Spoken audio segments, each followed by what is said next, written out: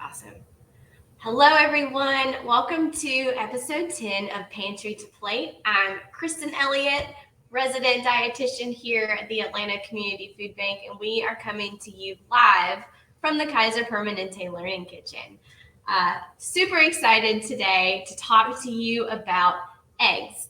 I was very surprised that we hadn't talked about eggs before, and it feels like the perfect time to talk about eggs because we have several holidays coming up where eggs are playing a big role.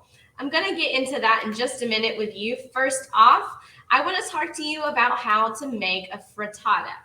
So, what's a frittata, you say? A frittata is basically a quiche without the crust. So you're going to have an egg custard mixture and you're going to pour it over whatever filling you want to go inside of your frittata. Today I'm going to show you two different kinds. Joy and I have a huge love for this first frittata that has potatoes in it because the crispy potatoes are fantastic. So first I'm going to show you how we put that one together. So for your frittata, you need 8 eggs and you're going to have 1/2 cup of milk. If you're not a milk drinker, you can use a plant-based milk if you prefer. You can, for seasoning, we're using a 1/4 teaspoon of both salt and pepper. You can zhuzh it up with whatever seasonings you like on top of that. This one is our basic frittata. The other one has all the zhuzh seasonings, and I'll show you in a minute. We're also going to add some spinach. So we have canned spinach in inventory here at the warehouse. So for spinach, you're going to drain it and for this one, I used an unsalted version, so I did not rinse it. But if it has a substantial amount of salt, highly recommend rinsing it off and giving it a really good squeeze. You don't want your veggie mixture to be wet because you want to have a nice browning from your veggies. So let's look at our potatoes over in our pan here. We went ahead and got started before we came live to you today. So the first step to make a frittata is to start cooking your veggie mixtures. You don't want to start with raw veggies in your pan because they're not going to cook all the way through and they may add some extra liquid to your mixture once you add the milk egg custard mixture. So potatoes are nice and crispy, and I don't know if you can hear that, but when the potatoes are done, they're going to whistle at you. And it sounds silly, but there's this little whistle in the background. So they're saying, hey, we're done. What's the next step in this frittata? So I will say I also sauteed about 1/2 onion with the potatoes here. So I've got my 8 eggs already whisked. I'm going to go ahead and add my 1/2 cup of milk. And then I'm going to add my salt and pepper. Remember, you can add whatever other seasonings you like. It's really important in this step to not overmix your egg mixture. Because if you do that, what will happen to your frittata is that it will poof up in the oven, which looks really pretty, and you think it's doing everything it's supposed to. And then when you take it out, it's going to shallow out, and you're going to have a big dip in the middle. And it's just because your eggs were overmixed. So since my eggs are already mixed, I'm giving it a little bit of a mix to add my my milk and my seasonings. And then for my spinach here, I'm going to use some gloves. You don't have to use gloves. I'm only doing this because it's easy for the video. I'm going to use my gloved hand to kind of mix up the spinach and spread it out evenly across the potatoes. So if you're going to use fresh spinach, it's a good idea to get about 1 pound of spinach. So 1 pound of spinach is going to wilt down to, what does it seem like a lot? It'll be about 1 cup of spinach. This can of spinach is going to give you about the same amount. So we just saved ourselves some time by using cans. You can also use frozen spinach. Definitely make sure it is thawed and drained really well and all the liquid is squeezed out. So you're saying, not a big fan of spinach. You can add other greens or vegetables to this dish. Just a second. Fumbling on my words over here. Spinach has got all my attention. Okay, spinach is in the pan, spread out as even as I can get it. Now I'm gonna go ahead and add my egg mixture.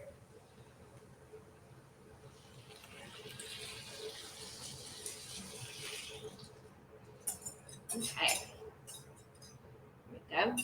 I'm gonna give my pan a little bit of shake to just get it to all like even out, and then I want to just poke down the veggies here. That's a me thing. That's not a recipe thing. I like to just kind of poke everything down in there, and then I'm going to let it cook here on the stovetop for about 5 minutes. What you're looking for is for the edges to start pulling away from the pan. And when it does that, you're going to take your pan and you're going to put it in a 350-degree oven. So if you don't have a pan that is oven safe, like a cast iron, which is what we're using today, you can use a casserole dish that is 2 quarts, which is about an 8x8 square pan. So you can use that. You would skip this step of cooking it all in the pan. You'll cook your veggies, move them to your greased casserole dish, and then pour your egg mixture over the top and pop that in the oven. So that's going to take you around 25 minutes for your eggs to set.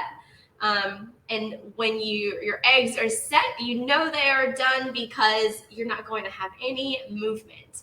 So you can open the oven and check it, give your pan a little bit of wiggle. If you're at the middle of the eggs, it's just a little wiggly, it's not done. So give it a few more minutes. So 25 minutes on that casserole dish option. This guy, since it's going to start on the stovetop, it'll take about 16 to 18 minutes. Of course, your oven will play a huge role in how long that takes. So just pay attention to it. Okay, so it is spring season here, and there are several holidays that are coming up that are all have a role that eggs are playing. So we've got Passover, which is this Friday. We have Easter, which is coming up in the next weekend, I believe, and then Ramadan, which is actually currently happening. So Ramadan started on the 2nd of April, and it's going to continue through May. So if you're not familiar, Ramadan is a holiday for our Muslim friends. And within that holiday, they are going to fast during the daylight hours. So when it comes to eating meals, it's really important to eat a really substantial breakfast before the sun rises. So eggs are often included in that meal because they are going to fill you up and help you feel satiated before your fasting starts if you're practicing Ramadan. So that's really important. For Easter, the Christian holiday, that the eggs are not really part of the religious part of that holiday, and they actually kind of came from Germany with German immigrants to the U.S. So there's a story about a hare that hides eggs. So we kind of adopted that here in the U.S. But there's some thoughts around how eggs are incorporated into the food choices around Easter. So it was I was reading that. Just checking my eggs over here. I was reading that during Lent, which is a period of time before Easter, people would not eat eggs. And so they would have these eggs on hand. So they would decorate them and make them beautiful. And then they would eat them on Easter because they weren't able to eat them during Lent. So cool little thought there around how eggs are incorporated. And then last but not least, is Passover. So that's happening on this Friday. And part of Passover celebrations for our Jewish friends includes the Seder dinner, which is incorporates this plate. So the plate has 5 different food groups on it, and they each represent a different part of the story. So there is an egg on the plate, and it is a hard-boiled egg, but it's actually roasted in the oven. So it's a roasted, hard-cooked egg. And so the outside of the egg might look a little bit dark from cooking in the oven, and that represents like the trials and tribulations that the Israelites experienced way back in the day. And so it also is circular, so it represents like the circle of life and how there is a rebirth to the whole story. So I loved how we could incorporate eggs into different holidays that are happening at this time. So the food bank actually has a lot of egg products in the warehouse right now because we are catering to the holidays that are being celebrated. So if you're a partner of the food bank and you're placing a food order, keep your eyes open for several Egg Beaters products in our inventory, as well as dozens of eggs. So we have 1 dozens, and then we have several Egg Beaters products. So keep your eye out on that. So, okay, I see some bubbles, some steam happening in some places here. Doesn't look like it's moving away from the edge just yet, but it is starting to harden around the edges, so that's a really good sign. If your pan is not the best non-stick pan, it may not separate itself from the edge, so just pay attention to just the edge firming up a little bit. Okay, we've got some good steam happening here. I don't think it's been 5 minutes, but that's okay. Okay, so I wonder if anyone is thinking, Kristen, you used whole eggs. What about the cholesterol in the egg yolk? I'm glad you asked. So it's really interesting. A few years ago, our lovely scientist friends pulled a whole bunch of research from over the years and learned that cholesterol in our diet plays a less role than saturated fat does when it comes to heart disease risk. So that means that the amount of cholesterol in your diet doesn't contribute as much as saturated fat does to your risk for heart disease. So all of that means is that you can eat your whole eggs and they can be part of your balanced diet.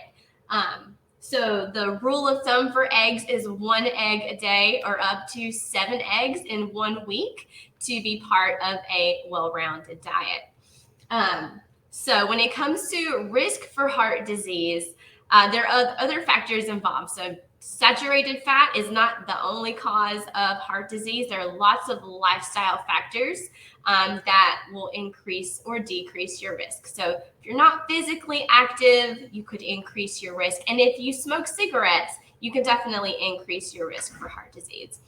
Genetics also plays a really big role there, and there's nothing we can do about that.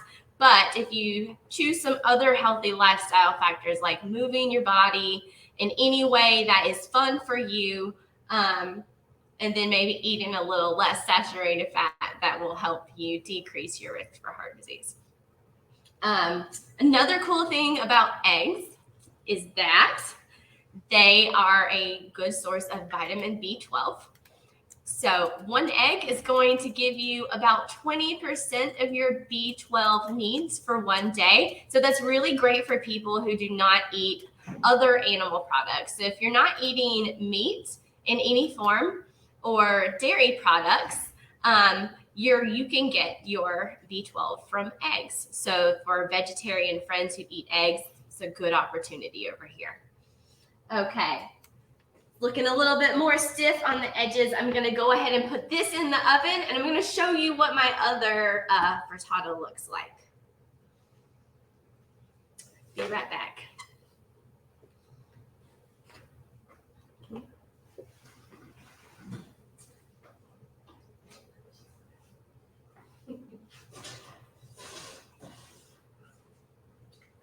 All right.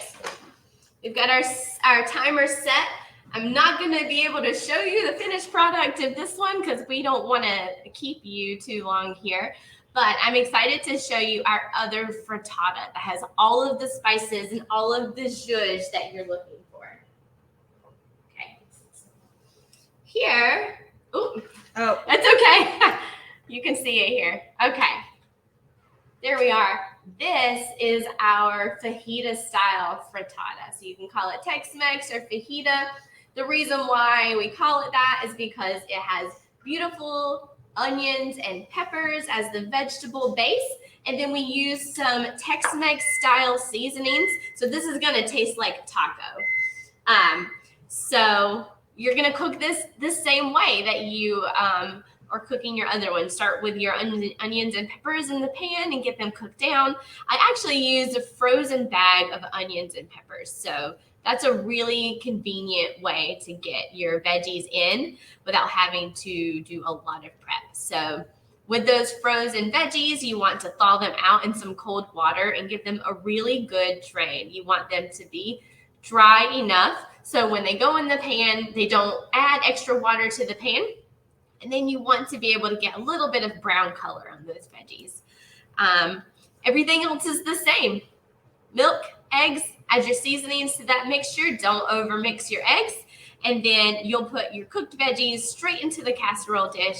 Then add your egg mixture, sprinkle some cheese on top, and then put it in the oven. So this one cooked for about 25 minutes.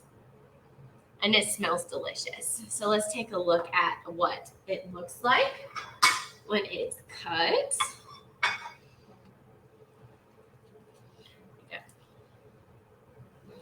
So depending on the size of your pan will depend on how big or thick your frittata turns out to be. So this is a 9x9 pan.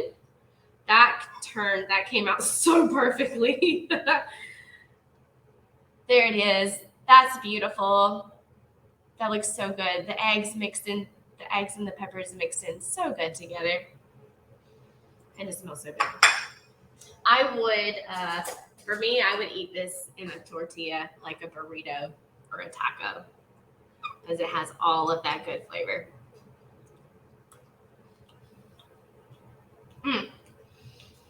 So good.